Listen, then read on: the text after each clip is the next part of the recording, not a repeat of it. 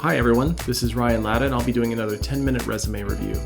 As always, if you enjoy this, please subscribe and look in the description below for a link to my website, and I'd love for you to join my newsletter where I send out articles on career advice, and you can get a hold of me for your own resume review or to ask me any career question you have.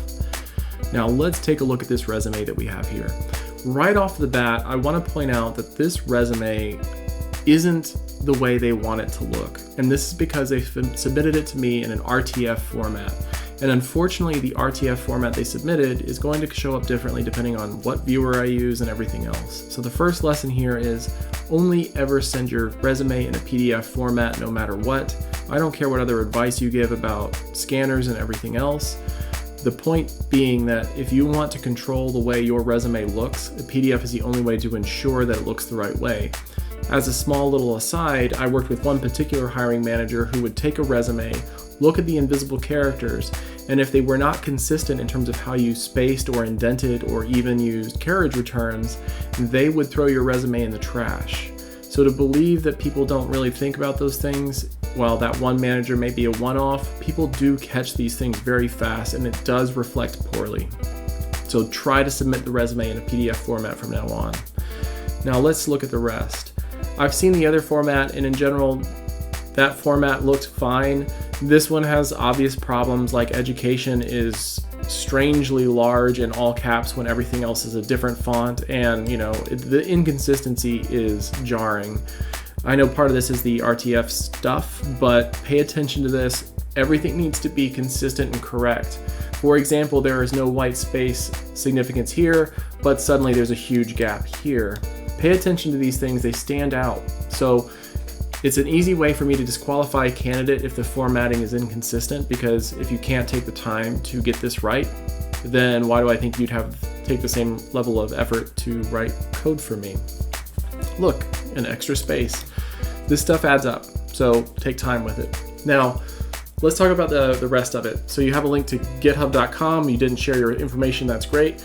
If you're going to link to GitHub, make sure whatever repos you do show are complete, well documented, tested. Imagine any obscure or ridiculous standard that anyone could have to your code, and if what you have there doesn't meet it, then assume some monster is going to judge you poorly for that lack of attention. So only put the things in your GitHub repo that you want to be judged for by a crazy person. And if that sounds too hard, then just don't put your GitHub. It's not required. LinkedIn is a pretty safe thing to put in because it basically winds up being a combination of your professional network and a duplication of your resume, so there's no real harm there unless you post insane things. In terms of the sections that you've put in here, you have skills, education, side projects, and experience. So the order that I would recommend you swap this into is skills, experience, side projects, education.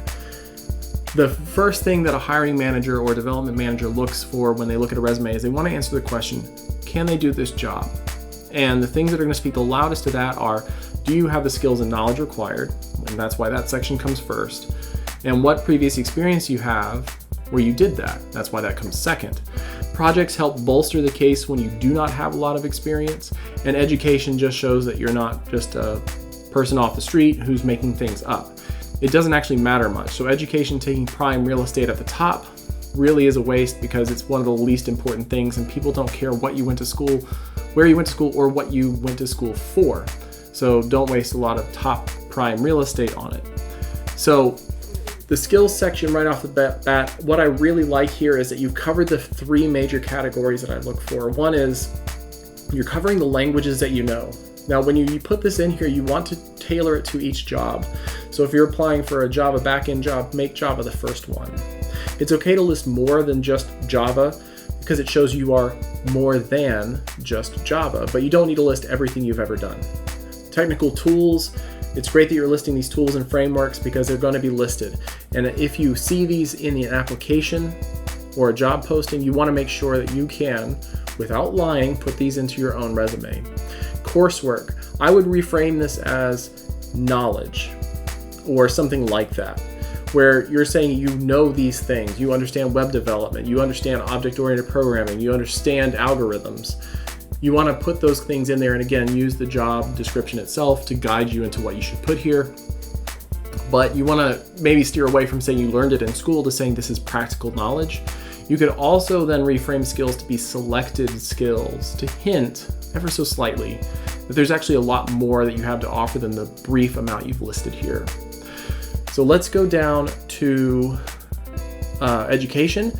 You have the right parts: where you went to school, what you got, and when you got it. That's all you need. You don't ever need to list a GPA unless a job asks for it. And I would normally say if they're asking for your GPA, and it's probably not going to be the best job you get, but I'm not going to tell you to avoid a paycheck. So you've got the right elements there, just drop it to the bottom. For your side projects, this takes up a whole lot of space, and each of your little bullet points is pretty dense. The thing that I would point out is that you're listing a lot of skills at the same time again. So what I would do is drop the technologies off of this because you've already listed that you can do them, and instead focus on maybe what's hard to understand is this one side project or several side projects? So you may want to give each its own name, and you want to emphasize really quick what it was, and then what unique skill or capability did you develop for yourself as a part of this. Did your tile game here, what new thing did you learn how to do that I would care about? Was it just video game stuff for video game's sake, or what new development skill set did you acquire through building this? The skills you've already listed, so that's not it. It's something else. And if you can't come up with it, you don't need to put it, because the more projects you build doesn't make you necessarily a better developer, just one that plays around a lot. Now for your experience. When you do experience, you've got the right sections. Where you were, what your title was. You don't need to put where that physically was. No one really asks. And as a footnote about locations, locations are one of those things that you can use to your advantage. For example, if you're applying to a job that may not be remote, you can omit a location to force the question, where are you located, in an interview. And you can use the answer, well, I know you all are in such and such, and I was planning to move anyway. This can help prevent you from being screened out from an interview just based on where you physically are, regardless of your intent or willingness to relocate. So you can omit location information to get an interview where you can then win over everyone, and you can leave it as an option to relocate or not. So I would drop location. Dates, you've got that, that's great. Now for each of your bullets that you put, you've got 3 to 5, right on. You don't need to go long-winded, you don't need to do any more than that. What I would ask that you think about is, when you say that you're going to manage daily operations of the IT department, including setting up devices for personal use, could you say anything more about what that allowed people to do? It should be obvious, but go further. What did these devices do? Was it just so they could email? How many people did you enable to do this stuff for? What kind of problems did you solve? What kind of budget was associated with the work that you did that was entrusted to you to make sure it was right? How much equipment cost was there that you helped?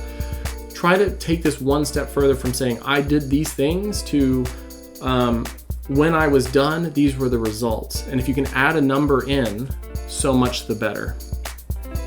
When you protect customer data, how much data? Through encryption, well, what levels of encryption were there? What standards did you hold to? Show that this is more than just a vain attempt to do it, and bring in the real punchy details that would make me go, ooh, this person might know something about security. We could use more security. So see if you can use these experience sections to emphasize results, as well as really interesting data points that are going to grab their attention, like numbers or a specific detail. The nice thing is that if you can pull that off, you show that you're not just someone who takes orders and does things, but you actually deliver meaningful value to your business, company, and team. But also, these little details you add in are going to bait them into asking you about these things. And that means that every time they ask you these questions consistently, you have a platform to tell a story about why you are so prepared for this particular job. And that's time for your platform to speak, and that is great airtime for you in an interview where you suddenly are in control of it, because most interviews are terrifying things where you don't know what's going to happen. But if everyone always asks you about this one thing you always do, you know you have 5 to 10 minutes of you. And that's time you're in the light, you're in control, and you can say what you need to say. And that's awesome. That is incredibly valuable to have. So see if you can punch up these experience sections to emphasize the results, put numbers in there that are reasonable, that are, to the best of your knowledge, correct and accurate. Do not lie.